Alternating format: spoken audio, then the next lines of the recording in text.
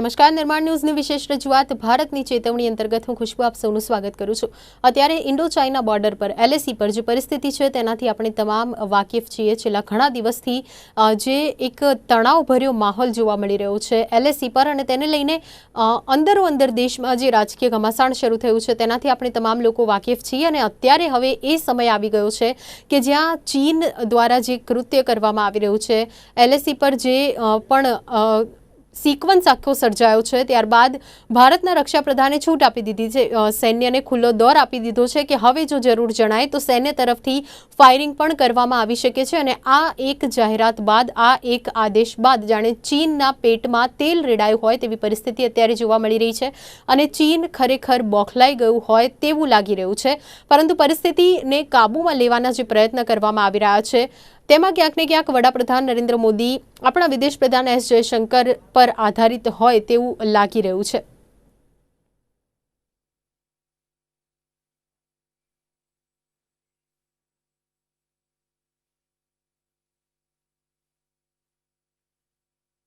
તો જે પણ ચીન અને લદ્દાખની જે પરિસ્થિતિ LAC પર જોવા મળી રહી છે, શું તમામ પરિસ્થિતિ છે અને શું ચિત્ર ત્યાં સ્પષ્ટ થતું દેખાઈ રહ્યું છે, જોઈએ અમારા એક વિશેષ અહેવાલમાં। ચીન સાથે 15 જૂને થયેલા ઘર્ષણ બાદ સંરક્ષણ પ્રધાન રાજનાથ સિંહે રવિવારે પૂર્વ લદ્દાખની તાજેતરની સ્થિતિ અંગે સેનાની ત્રણેય પાંખ સાથે ઉચ્ચસ્તરીય બેઠક યોજી હતી, જેમાં સરકારે સશસ્ત્ર દળોને વાસ્તવિક અંકુશ રેખા પર ચીની દળોના કોઈપણ પ્રકારના આક્રમક વલણનો જવાબ આપવાની છૂટ આપી છે। પૂર્વ લદ્દાખ તથા અન્ય સેક્ટરોમાં ચીનના કોઈપણ દુસ્સાહસનો જડબાતોડ જવાબ આપવા માટે સૈન્યને સંપૂર્ણપણે તૈયાર રહેવા માટે કહેવામાં આવ્યું છે। સેનાના ત્રણેય પાંખ સાથે રાજનાથ સિંહની બેઠક।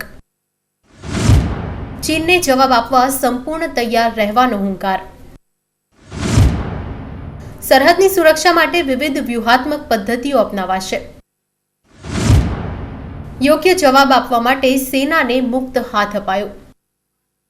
તો આ તરફ હાલ ચીન સરહદે તંગદિલી વચ્ચે રાહુલ ગાંધીના મોદી સરકાર પર પ્રહાર યથાવત છે।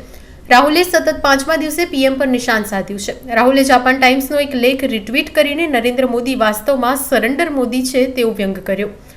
લેખમાં લખ્યું છે કે ભારતે ચીનના તુષ્ટિકરણની જે નીતિ અપનાવી હતી તે કેવી રીતે છિન્ન ભિન્ન થઈ ગઈ છે। આ ટ્વીટ બાદ ભાજપના નેતા શાહનવાઝ હુસૈને વળતો પ્રહાર કરતા કહ્યું છે કે રાહુલ ગાંધી વડાપ્રધાનનું અને દેશનું અપમાન કરી રહ્યા છે। कि कांग्रेस पार्टी और उसके नेता राहुल गांधी जिस तरह की भाषा बोल रहे हैं वो सिर्फ प्रधानमंत्री नरेंद्र मोदी जी का अपमान नहीं कर रहे बल्कि इस देश का अपमान कर रहे हैं। क्या किसी दुश्मन देश के नेता ने भी इस तरह की भाषा भारत के प्रधानमंत्री के लिए बोली? भारत के प्रधानमंत्री नरेंद्र मोदी जी को सरेंडर मोदी कहना, इससे बढ़कर क्या अपमान इस देश का किया जा सकता? ये देश बहुत मजबूत है, भारत के लोग इकट्ठे और एकजुट हैं और उसके नेता नरेंद्र मोदी जी हैं। उनके लिए इस तरह की जबान, इस तरह की भाषा जिस तरह राहुल गांधी जी ने बोली है, देश के लोग कभी भी उन्हें क्षमा नहीं करेंगे।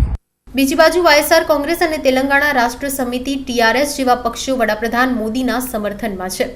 PM મોદીના સમર્થનમાં 4 રાજ્યોના CM સામે આવ્યા। તેમણે કહ્યું કે આ સમય રાજકારણનો નહીં પરંતુ વ્યૂહરચનાનો છે। આંધ્રપ્રદેશના મુખ્યમંત્રી જગનમોહન રેડ્ડીએ ટ્વીટ કર્યું છે કે સર્વપક્ષીય બેઠક બાદ શરૂ થયેલા વિવાદથી તે ચિંતિત છે। આ સમય એકતા બનાવવાનો છે।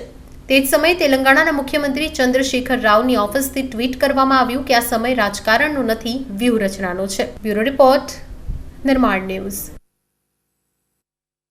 તો જે પરિસ્થિતિ અત્યારે સદંતર જોવા મળી રહી છે LAC પર, ચિંતાજનક વિષય દેશ માટે બન્યો હતો। સુરક્ષા દેશની જે કરતા જવાનો છે તેમણે આ દરમિયાન પોતાનો જીવ પણ ગુમાવ્યો। સમગ્ર દેશમાં ગમગીની જોવા મળી, પરંતુ હવે જ્યારે છૂટો દોર સેનાને મળી ગયો છે તેને લઈને ચીનમાં ચોક્કસથી ચિંતા છવાઈ હશે, ખાસ તેના સૈન્યમાં। પરંતુ અત્યારે પણ ચીનના અખબારો તરફથી અલગ અલગ અહેવાલો પ્રસિદ્ધ કરવામાં આવી રહ્યા છે। ભારત તરફથી જે જાહેરાત કરી દેવામાં આવી છે ત્યારબાદ ચીનના એક અખબારમાં પણ આ પ્રકારનો અહેવાલ પ્રસિદ્ધ કરવામાં આવ્યો છે કે જ્યાં આ પહેલા જે આદેશ આપવામાં આવ્યો છે તેને વખોડી કાઢવામાં આવ્યો, સાથે જ તેને લઈને એક ધમકી પણ આપવામાં આવી છે। ચાઇનીઝ એક ન્યૂઝપેપર તરફથી આ અહેવાલ સામે આવ્યો, પરંતુ અત્યારે જે પરિસ્થિતિ છે ત્યાં કદાચ વડાપ્રધાન નરેન્દ્ર મોદી પર જે નિશાન સાધવામાં આવી રહ્યા છે, જે પક્ષ વિપક્ષની રાજનીતિ કરવામાં આવી રહી છે, તેનાથી ઉપર ઉઠવાની હવે જરૂર છે અને ચોક્કસથી એકબીજાની સાથે રહીને જ્યારે દેશની સુરક્ષાનો મામલો હોય તો ચોક્કસથી અન્ય વિષયોની જેમ આમાં તો રાજનીતિ ન જ રમી શકાય. આજે આ વિષય અંતર્ગત આપણે ચર્ચા કરવાના છીએ અને ચર્ચા કરવા માટે મારી સાથે પેનલમાં ઉપસ્થિત છે રાજકીય વિશ્લેષક મનસ્વી થાપર, સુરક્ષા નિષ્ણાંત જયંતિભાઈ આહિર અને રિટાયર્ડ કેપ્ટન સુરક્ષા નિષ્ણાંત જયદેવ જોશી. આપ ત્રણેયનું સ્વાગત છે. સૌથી પહેલા તો કેપ્ટન, હું આપને પૂછવા માંગીશ કે અત્યારે જે પરિસ્થિતિ જોવા મળી રહી છે, આવી પરિસ્થિતિમાં બોર્ડર પર LAC પર જે પરિસ્થિતિ સર્જાઈ, સુરક્ષાની જ્યારે વાત આવતી હોય છે તો ભારત તેના તમામ પાડોશી દેશોની સાથે હવે તેના અણબનાવ સામે આવ્યા છે અને અવળચંડાઈ તમામ પડોશી દેશો કરી રહ્યા છે. શું પરિસ્થિતિ આવી સર્જાઈ છે, તેમાં ભારતે કેવા પગલાં ભરવા જોઈએ? ખૂબ સારો પ્રશ્ન છે આપણો તમારો, અને ફોરવર્ડ લુકિંગ પ્રશ્ન છે, આગળના સોલ્યુશન્સ માંગતો એક પ્રશ્ન છે. ઇતિહાસ આપણો શું રહ્યો છે કે આપણે આઝાદી પછીથી આજ સુધી ક્યારેય એગ્રેસર એટલે કે આપણે લડાઈ છેડી નથી, પણ ચોક્કસપણે એની સાથોસાથ આપણે એ પણ માનવું પડે કે આપણા બધા પાડોશીઓએ જ્યારે લડાઈ છેડી ત્યારે આપણે રિએક્ટ કર્યું છે. લડાઈ ના હોય તેવી સ્થિતિમાં પણ આપણે રિએક્ટ કર્યું છે.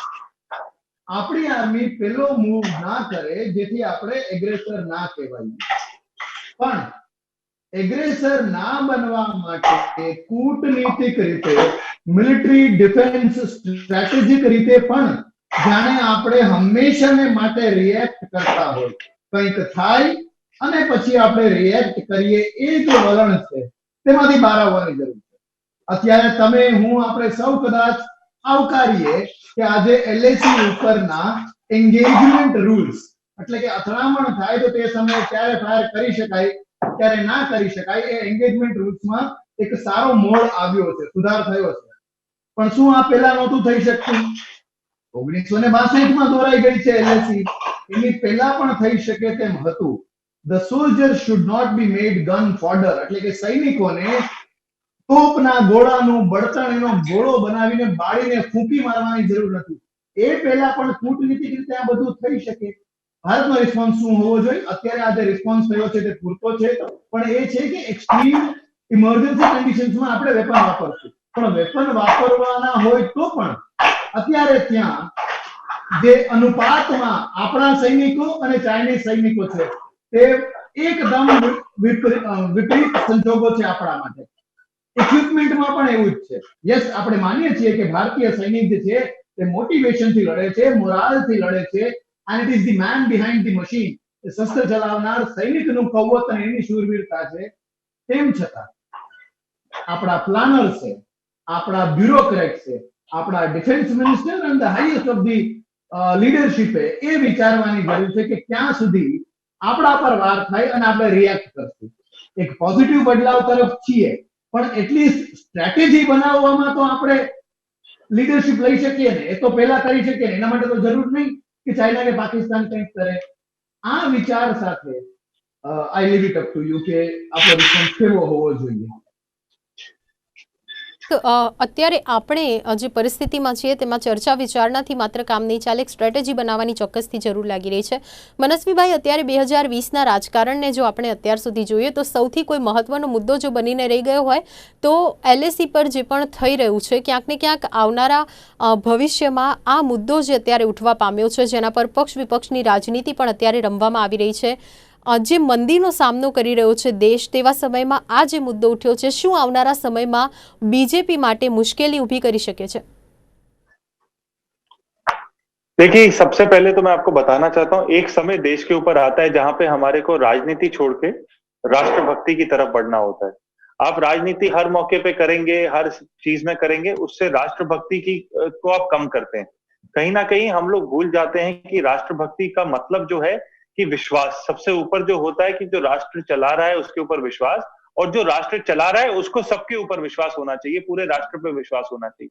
कहीं ना कहीं आजकल के राजनीतिक दौर में मैं ये देख रहा हूं जो गुमता जा रहा है. राष्ट्रभक्ति के नाम पे हम लोग कहीं ना कहीं एक दूसरे पे विश्वास खोते जा रहे हैं. दोनों बड़े राजनीतिक पार्टियां इस चीज में जिम्मेदार है. उनको कांग्रेस को विश्वास नहीं है बीजेपी सरकार पे, और बीजेपी सरकार को विश्वास नहीं है विपक्ष पे. तो इससे कहीं ना कहीं क्या होता है कि राष्ट्र विवाद है, पर राष्ट्र विवाद के साथ राष्ट्र संवाद नहीं हो पा रहा, क्योंकि विश्वास की कमी है। वो विश्वास होना बहुत जरूरी है। और हमारे देश का इतिहास रहा है कि हमारे बाजू में पाकिस्तान, सर के ऊपर चाइना, और ये दोनों ऐसे हमारे पड़ोसी हैं जिनके ऊपर हम विश्वास नहीं कर सकते। और अगर अंदरूनी विश्वास भी हमारा खोता जाएगा तो ये तकलीफ आएगी। और ये विश्वास जगाने का काम जो होता है वो सरकार का होता है, जो सरकार में पावर में होता है। हम, हमारे देश ने बहुत सारी जंगें लड़ी हैं, बहुत सारी जंगें जीती हैं, और इसमें सैनिक जो होते हैं वो कोई भी जंग हारता नहीं है, वो सैनिक हर जंग जीतता है, क्योंकि वो लड़ता है मातृभूमि के लिए। और मातृभूमि के लिए लड़ने के लिए वो अपनी जान देता है, अपने प्राणों की आहुति देता है, अपने परिवार को छोड़ता है, एक ही मकसद से कि जो विदेशी दुश्मन है वो कभी भी हमारे राष्ट्र का 1 इंच भी ना लेके जाए। पर कहीं ना कहीं सरकारें जो है वो हमको फेल करती जा रही है। आज जो जरूरत हमारे देश में थी और देश में है, देखिए देश जीतेगा, उसकी कोई दो राय नहीं है। और जिन लोगों को ये लगता है कि मोदी को हराएंगे या मोदी जी हार जाएंगे, उसको, उनको ये चीज भूल जाते हैं वो लोग इस चीज में कि मोदी जी हारेंगे तो हम हारेंगे, मोदी जी हारेंगे तो पूरा देश हारेगा। मोदी जी से संवाद करना जरूरी है, मोदी जी से प्रश्न पूछने जरूरी है, पर वो प्रश्न और संवाद का भी एक समय था, वो समय अब कहीं ना कहीं नहीं रहा हमारे पास। वो समय हम 2 महीने बाद डिस्कस कर सकते हैं, शायद ना भी करें, कोई मतलब नहीं बनता आज के समय में। वो समय जब था तब कहीं ना कहीं सरकार साइलेंट थी। तब सरकार को क्या, एक सरकार की रिस्पॉन्सिबिलिटी क्या होती है कि जब भी देश में कोई आपदा आती है, कोई भी तकलीफ आती है, एक तरफ हम कोरोना से लड़ रहे हैं और दूसरी तरफ चाइना एग्रेशन बढ़ा रहा है गलवान वैली में, उस समय में सरकार का एक फर्ज जो बनता था, एक क्लियर कम्युनिकेशन एस्टैब्लिश करने का बनता था। सरकार ने क्यों नहीं किया, कब राइट है कब रॉन्ग है, वो डिबेटेबल है। अब उसके ऊपर डिबेट करने का वक्त नहीं है। अब एक ही समय है कि पूरा देश, सारी पार्टियां, इररिस्पेक्टिव ऑफ पॉलिटिकल आइडियोलॉजीज, हम लोग साथ दें। मोदी जी का नहीं अगर आपको देना मत दो, पर देश की आर्मी जो है, देश के सैनिक जो है, उनको साथ दीजिए। मोदी जी जो है हमको रिप्रेजेंट करते हैं, हमारे प्रधानमंत्री है, पर देश की सेना कोई कभी पॉलिटिकल नहीं होती। देश की सेना हमेशा देश की सेना होती है, उनको सरकारों से मतलब नहीं है। सरकारें आएंगी जाएंगी, पर ये देश की सेना हमेशा रही है, जिन्होंने हमारी जो सीमाएं हैं वो बचाई हैं। अगर सेनाएं नहीं होंगी, और दुनिया की सबसे हाईएस्ट माउंटेन्स पे हमारी सेना काम करती है, ऐसी कठिन परिस्थितियों में वो काम करती है कि हम लोग आराम से यहाँ पे आज एसी कमरों में बैठे डिबेट कर सके, ये सेना के कारण है। और वो सेना वाले जब देखते हैं कि यार जिनके लिए हम लोग मरते हैं वो हमारे लिए सिर्फ लड़ते हैं, बॉर्डर पे तो लड़ेंगे नहीं, पर स्टूडियो में आके लड़ेंगे, एक दूसरे की आलोचना करेंगे, उनको मोटिवेशन की जरूरत है। उन परिवारों को जिनके 20 लोगों की हत्या हुई है, वो शहीदों की, उनकी शहादत को सही इज्जत तब मिलेगी जब हम उनकी इज्जत करेंगे और उनका साथ देंगे। अभी उन परिवारों को हमारी जरूरत है, सेना को एक जोश की जरूरत है, वो जिन हम लोगों के लिए काम करे। और अगर हम लोग एक दूसरे के साथ लड़ रहे हैं, चीन के साथ बाद में लड़ेंगे, पहले हमको अपने अंदरूनी जो मैल है, अंदरूनी जो लड़ाई है, अपने ही लोगों के साथ जो लड़ाई, वो खत्म करनी पड़ेगी। जब तक चीन का मामला हल होता है कि नहीं होता, तब तक हम लोग एक साथ चुप रहना चाहिए और विश्वास करना चाहिए हमारे सैनिक बल पे कि वो जो भी करेंगे इस देश के लिए अच्छा करेंगे, क्योंकि और कोई हमारे पास ऑप्शन भी नहीं है। जो भी लोग आते हैं मेरे साथ, मैं बहुत सारी डिबेट्स में जाता हूं स्टूडियो में, जो भी लोग, ये वॉर रूम बनाया हुआ है स्टूडियोज को, हम लोग कोई भी लड़ने नहीं जाते हैं, लड़ने सैनिक जाता है। और हमारा जोश जो है स्टूडियो में दिखाने से चाइना को कोई फर्क नहीं पड़ता। हमको सैनिकों पे भरोसा होना चाहिए और उनका साथ देना चाहिए। जब भी उनको हमारी जरूरत हो, हम लोग खड़े मिलने चाहिए। और हम एक ही चीज से खड़े मिल सकते हैं कि शांत रहें, शांति के साथ विश्वास रखें। और राजनीतिक पार्टियों को एक ही चीज मेरे को कहने का मन करता है कि देखिए, जरूर सवाल है, जरूर हमारे दर्द है कि 20 सैनिक क्यों मरे, उनकी शहादत क्यों हुई। इन सवालों को एक सही समय पे हम पूछेंगे। अभी इसके ऊपर राजनीतिक रोटियां सेकने का समय नहीं है। बहुत दुख की बात है, मैं इस संवेदना के साथ विपक्ष के साथ हूं कि 20 सैनिक नहीं, कि उनकी शहादत नहीं होनी चाहिए, पर अभी हमारे को जंग में अपनी सेनाओं को बचाना है। उसके साथ खड़े रहते हुए एक समय जब आएगा देश को सवाल पूछने के लिए, तब सरकार से सवाल जरूर पूछेंगे और खुले में पूछेंगे, सरकार भी जवाब देगी, पर विश्वास रखना बहुत जरूरी है। બિલકુલ વિશ્વાસ સરકાર પર રાખવો જરૂરી છે. અત્યારે જે પક્ષ વિપક્ષની રાજનીતિ રમવામાં આવી રહી છે તેનાથી અત્યારે થોડો સમય માટે ભલે પણ પાર્ટીઓ દૂર થઈ જાય તે ખૂબ જરૂરી બન્યું છે. આપણી સાથે સુરક્ષા નિષ્ણાંત જયંતિભાઈ આહિર પણ છે. જયંતિભાઈ, અત્યારે લદ્દાખમાં પેંગોંગ સરોવરમાં 8 કિલોમીટરના વિસ્તારમાં ચીનનું સૈન્ય ઘૂસી આવ્યું છે, કબજો કર્યો છે અને કહી શકાય કે ગલવાન બાદ આ એક નવું પેતરું ચીન તરફથી અપનાવવામાં આવી રહ્યું છે. ચીનની આ એક નવી અવરચંડાઈ જે સામે આવી રહી છે તેને લઈને આપણા તરફથી શું કાર્યવાહી કરી શકાય? મને પૂછો પ્રશ્ન. જી જયંતિભાઈ, આપને પૂછ્યો પ્રશ્ન. ગલવાનની જે ઘાટી છે એ 80 કિલોમીટરની લંબાઈમાં પથરાયેલી છે. તો જે પેંગોંગ લેકમાં જે ફિંગર 4 ઉપર જે અત્યારે ચાઇનીઝ ચોકી એ એસ્ટાબ્લિશ કરી દીધેલી છે, એ જો પેંગોંગ લેકની એ ત્યાંથી જો હટાવવામાં ના આવે તો સુસુલ વેલી છે, હેનિલ છે, નુબ્રા વેલી છે, એની ઉપર ગમે ત્યારે ચાઇનાને એટેક કરવું આપણે જાળવી રાખવા માટે બહુ મોટું આયોજન કરવું પડે. આ માટેની જે કઈ અત્યારે આપણું જે સૈન્ય છે એને જે છૂટછાટ આપવામાં આવી છે હથિયારોનો ઉપયોગ કરવા માટે, તો હથિયારોનો જે આપણે ઉપયોગ કરશું તો સામે પણ એ જ થવાનું છે. એટલે અત્યારે યુદ્ધ ચાઇનાને જેમ પોસાય એમ નથી, એમ આપણને નથી પોસાય એવું. એની સાથે ભારત સરકારે જે સૈન્યને એની 3 પાંખો નેવી છે એને પણ હિન્દ મહાસાગરની અંદર સ્ટ્રોંગ તૈયારી કરી દીધી છે. તો એરફોર્સ અને આર્મી તો ત્યાં લેહ લદ્દાખની બોર્ડર ઉપર તો ત્યાં છે જ. તો ચાઇના એની સાથે જે પોલિટિકલ ગેમ રમી રહ્યું છે અને આજે રાજનાથસિંહ જે રશિયાની આઝાદીની જે ત્યાં એક ઉત્સવ મનાવવામાં આવી રહ્યો છે એની સાથે આપણું અને ચાઇનાનું આર્મી જોઈન્ટ ત્યાં ડ્રીલ કરવાનું છે, જોઈન્ટ પેરેડ કરવા. અને એ આ જે અત્યારે જે હમણાં જે આપણે ઠાપર સાહેબે વાત કરી કે એક વિશ્વાસનું વાતાવરણ ઉભું કરવું જોઈએ, પણ વિશ્વાસ કેવી રીતે ઉભો કરવો? આજે તમે ચાઇના સાથે પરેડ કરો છો તો ઇન્ડિયન આર્મીને કેવું લાગશે?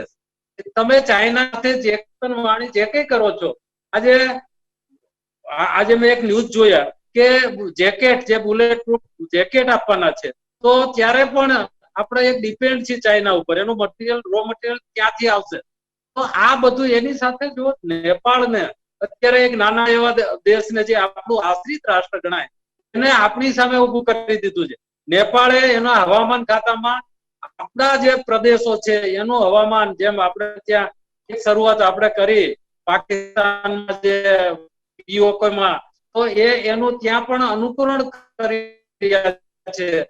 ચાઇનાએ બાંગ્લાદેશની અંદર 97% ઇમ્પોર્ટ ટેક્સ જે હતો એને વેવ કરી અને બાંગ્લાદેશ પોતાના લેવાની કોશિશ કરી. તમે શ્રીલંકા મોટરબોલ જે પોર્ટ છે એ ડેવલપ કરવા માટે $8 અબજ જેટલું ત્યાં રોકાણ કર્યું છે.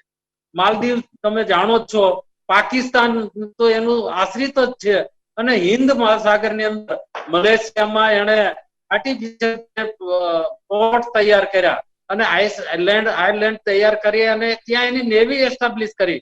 તો આવા સંજોગોમાં જે ચાઇનાની જે વ્યૂહરચના છે, આપણે કદાચ લેહ લદ્દાખના બોર્ડર ઉપર તો એનો જવાબ આપવામાં જ અટવાયેલા રહેશું, પણ ચાઇના તો એક ડ્રેગન છે. ચારે બાજુ હિન્દુસ્તાનના એને એક માળાની જેમ જ્યારે એના ગળાના અંદર માળા પહેરાવે એવી રીતે એની વ્યૂહરચના ડેવલપ કરતું જાય છે. હું હમણાં જે થાપર સાહેબે જે વાત કરી કે વિશ્વાસનું વાતાવરણ હોવું જોઈએ, પણ વિશ્વાસ ઉભો કરવા માટે પણ તમારે ક્યાંક પહેલ કરવી પડે. એ વિશ્વાસ વિપક્ષ પણ કરે અને શાસક પક્ષ પણ કરે. આજે જ્યારે રાજનાથસિંહ, જયશંકર, આપણા જે વિદેશ મંત્રી, આપણું આર્મી કહેતું હોય કે આ ચાઇનીઝ નું અતિક્રમણ થયું છે, તો ત્યારે જ્યારે ઉચ્ચ લીડરશિપ એમ કે ચાઇનાના અંદર આપણું કોઈ સૈન્ય ગયું નથી કે એનું આપણી અંદર નથી આવ્યું અને પાછા બીજે દિવસે સ્ટેટમેન્ટ ચેન્જ કરવા પડે, આ બધું વિશ્વાસ ને ક્યાંક એને ખંડિત કરનારું આ બધું વાતાવરણ છે. અને આ વાતાવરણની વચ્ચે જો વિશ્વાસ સંપાદિત કરવો હોય તો સૌએ સાથે મળીને કરવો પડે. એમાં કોંગ્રેસનો આપણે ગોળ ગણીએ કે ભાજપનો ગણીએ, એને ભૂલ્યા વગર આજે રાહુલ ગાંધી ના ટ્વિટર ઉપર લખે કે સરેન્ડર મોદી, તો આ બધું જે કઈ છે એ યોગ્ય નથી, દેશની જનતા માટે યોગ્ય નથી, લોકોનો વિશ્વાસ આમાંથી ડગે છે અને આપણી લીડરશીપ ઉપર થાય કે આ શું બધું છે, જ્યારે લશ્કર પોતાનું સૈન્ય, પોતાની સેના બોર્ડર ઉપર પોતાના જાન કુરબાન કરીને ત્યાં લડતા હોય અને એક સાથે 20-20 શહીદ થતા હોય. એ પરિસ્થિતિ અત્યારે જોવા મળી રહી છે. આક્ષેપ પ્રતિ આક્ષેપની તેને બદલવાની જરૂર છે. કેપ્ટન, આપ કોઈ પ્રતિક્રિયા આપવા માંગતા હતા જયંતિભાઈની વાત પર? કહેવા માંગતા હતા, પણ આપણે પૂછ્યું છે તો એક વાત એ કહું કે રશિયામાં જે આપણે જઈએ છીએ તે ત્યાંની વિક્ટરી ડે પરેડ છે. 11 દેશોની માર્ચિંગ કન્ટિન્જન્ટ્સ ત્યાં હશે, પરેડ કરતા હશે. ચાઇના પણ એમાંનું એક છે, પણ એને કારણે આપણે ચાઇના સાથે કંઈ હાથ મિલાવી લીધો અને એને કારણે આર્મીને ખરાબ લાગે તેવું નહીં. ઉલટાનું ઘણું પોઝિટિવ પિક્ચર છે. ઇનફેક્ટ એક મેજર રેન્કના અધિકારી છે જે પરેડનું નેતૃત્વ કરે છે અને જે ફ્લેગ બેરર છે, ભારતીય રાષ્ટ્રીય ધ્વજ લઈને, આપને પણ કદાચ સાંભળવું ગમશે કે ભારતીય રાષ્ટ્રીય ધ્વજને લઈને પરેડ કરનાર 3 લેડી ઓફિસર્સ આર્મી, નેવી અને એરફોર્સની છે અને આ 75મો વિક્ટરી ડે પરેડ છે. તો ઉલટાનું હું કહીશ કે એને કારણે મિલિટરીને કદાચ ખરાબ ન લાગે, ઉલટાનું સારું લાગે કે એ ચાઇનીઝ દુશ્મનની આંખમાં આંખ મેળવીને એના કરતા સારી પરેડ, એના કરતા સારું વર્તન, એના કરતા વધુ પ્રોફેશનલ આર્મીની છાપ છોડવાનો મોકો છે. બિલકુલ. જયદેવભાઈ, આપની પાસે એક પ્રતિક્રિયા હું મેળવવા ઈચ્છીશ. જે પ્રકારે ખુલ્લો દોર આપી દેવામાં આવ્યો છે ભારતીય સૈન્યને રક્ષા પ્રધાન તરફથી, તેના પર ચીનના એક અખબારમાં, ચીનના એક ન્યૂઝપેપરમાં એક અહેવાલ પ્રસિદ્ધ થયો છે, ગ્લોબલ ટાઈમ્સ નામનું આ ન્યૂઝપેપર, જેમાં અહેવાલ પ્રસિદ્ધ કરવામાં આવ્યો છે કે જો આ પ્રકારની કાર્યવાહી કરવામાં આવશે ભારત તરફથી તો ચીન પણ તેનો વળતો જવાબ આપશે, કેમ કે ચીન ભારત કરતાં ઘણું આગળ છે, તે સૈન્ય બળમાં હોય કે પછી અર્થતંત્રમાં. આ પ્રકારની એક ધમકી ચાઇનીઝ ન્યૂઝપેપર તરફથી સામે આવી રહી છે. તેને લઈને હું આપની પ્રતિક્રિયા જાણવા માંગીશ. તમે જો, આ ધમકી એને જાપાનને પણ વર્ષોથી આપતું આવે છે, તાઇવાનને પણ. તાઇવાન નાનો એવો દેશ છે, કરોડની વસ્તી છે, એને પણ અવારનવાર ધમકીઓ આપે છે. એટલે કદાચ સંખ્યાબળની દ્રષ્ટિએ, આર્થિક દ્રષ્ટિએ જો બહુ વિશાળ હોય તો આજે અમેરિકાને કોરિયા કેમ એને ડરાવે છે? અમેરિકાની આગળ કોરિયાનું શું અસ્તિત્વ છે? એટલે સંખ્યાબળ, મિલિટરી સેના બળ કે આર્થિક બળને જો તમે અત્યારે જો તમે કન્સિડર કરવા જાઓ તો એ અત્યારે એ અસ્થાને જ. હવે આ વિશ્વ બળ કે પછી ગ્લોબલ ઇકોનોમી નથી ખૂબ મહત્વ રાખતી. આ અંગે આપની પ્રતિક્રિયા હું જાણવા માંગીશ. મનસ્વીભાઈ, ટૂંકમાં આપની प्रतिक्रिया जनावशो.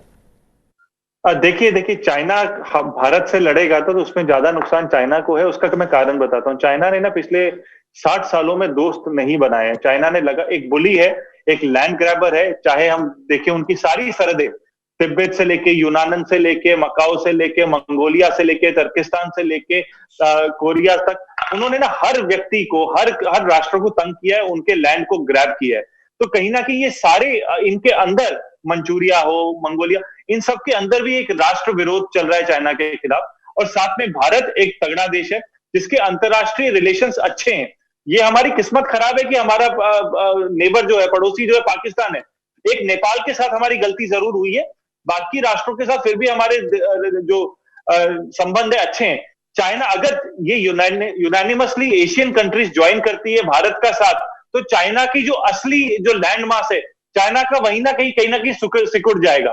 तो देश को समझ के साथ डिप्लोमेसी करनी पड़ेगी और हमारा देश બિલકુલ ચાઇનાને ચોક્કસથી નુકસાન થવાનું છે જો યુદ્ધ છેડાય તો. કેપ્ટન, આપ કંઈક કહેવા માંગતા હતા, આપનો અવાજ નહોતો આવી રહ્યો. આપ શું કહેવા માંગશો?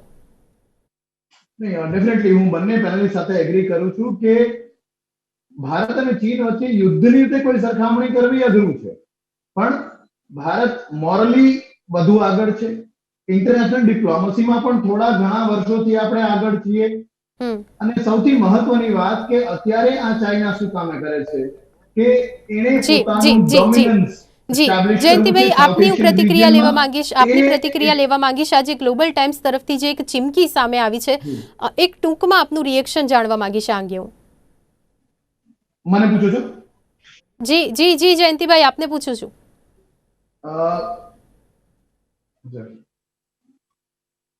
જયંતિભાઈ, આપની પ્રતિક્રિયા જાણવા માંગીશ. ટૂંકમાં આપ કંઈ કહેવા માંગતા હતા, આપનો અવાજ નહોતો આવી રહ્યો.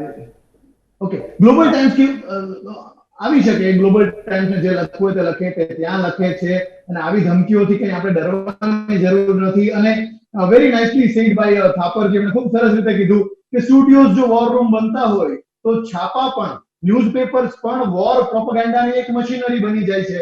આપણે તેને એટલું વેટેજ ના આપીએ. છાપામાં કંઈ લખવાથી યુદ્ધ મેદાન પર કોઈ ફેર નથી પડતા. और मैं एक और चीज ऐड करना, જે પરિસ્થિતિ અત્યારે જોવા મળી રહી છે તેના પર ચોક્કસથી રાજકારણ રમી બંધ કરવાની જરૂર છે અને એક એકજૂટ દેશ થઈને રાષ્ટ્રીય એકતા અને દેશપ્રેમ બતાવવાની જરૂર છે, જેનાથી કરીને દુશ્મન આપણાથી કદાચ ડરતો થઈ જાય આપણી રાષ્ટ્રભક્તિ અને એકતા જોઈને. સમયનો અભાવ છે. મનસ્વીભાઈ, જયંતિભાઈ, જયદેવભાઈ, આપ અમારી સાથે જોડાયા, આપનો ખૂબ ખૂબ આભાર. તો આ સાથે આ વિશેષ રજૂઆતને અહીંયા થોભાવીશું. રજા આપશો. નમસ્કાર.